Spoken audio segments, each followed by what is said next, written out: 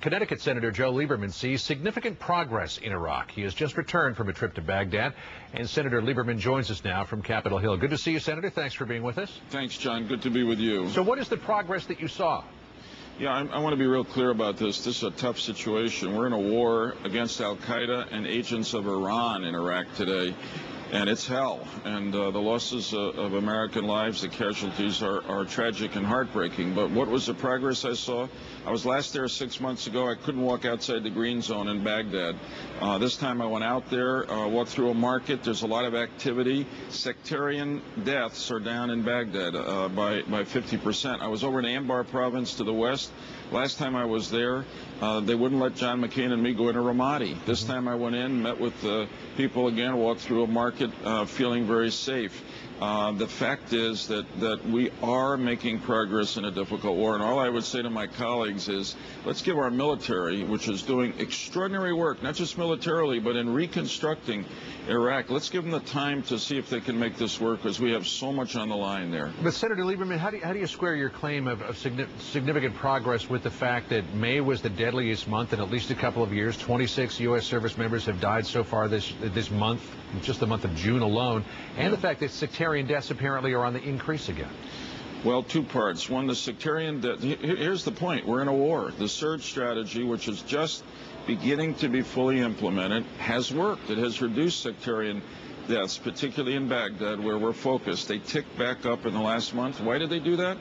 Because our enemies, the insurgents and al-Qaeda, insurgents particularly supported by Iran, see us winning, and they're doing desperate things. More of them are prepared to blow themselves up to kill Iraqis or American soldiers. Second, the heartbreaking tragedy for all of us as Americans is that the number of American casualties in Iraq has gone up in the last month. Part of that is because of the enemy desperately striking out. Part of it is because our soldiers courageously are now living and working side by side with the Iraqis in cities like Baghdad.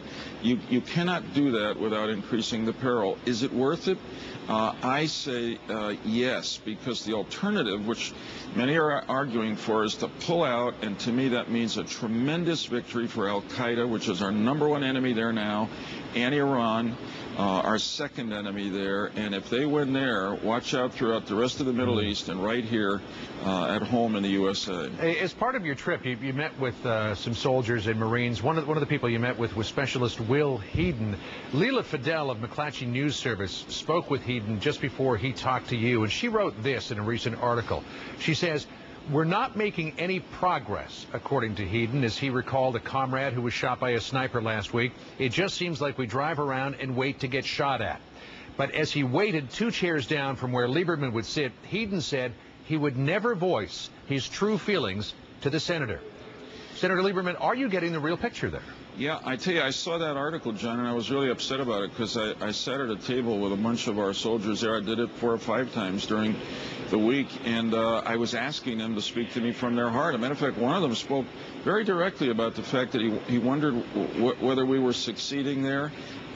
He said nonetheless that he believed, he actually wondered whether we should have gone into Iraq, but nonetheless he told me how much he was committed to service in the Army, and he wanted to re-enlist and stay there for the rest of his career. I also spoke to a couple of soldiers at that table. These were soldiers from Connecticut, and one of them said to me, when they hear the criticism of and the calls for us to withdraw, it says to them that what they're doing is not worth it. Right. And they believe it is worth it. Another one says, if we pull out of here, the Iraqi police that I'm working side by side with every day are going to get killed, and so are their families. And who would ever trust the United States again in the world? Certainly not in the Middle East. So I'm sorry he didn't say that to me directly, and I certainly would have respected that. It's a tough haul for our soldiers there, but I tell you, they're the best in the world, and they're working their hearts out to make this work for us and the Iraqis. The one thing that I find every time I go to Iraq is that despite the challenges, all of the U.S. service members have their head totally in the game. Senator Joe Lieberman from Capitol Hill, thanks very much. Thanks, John.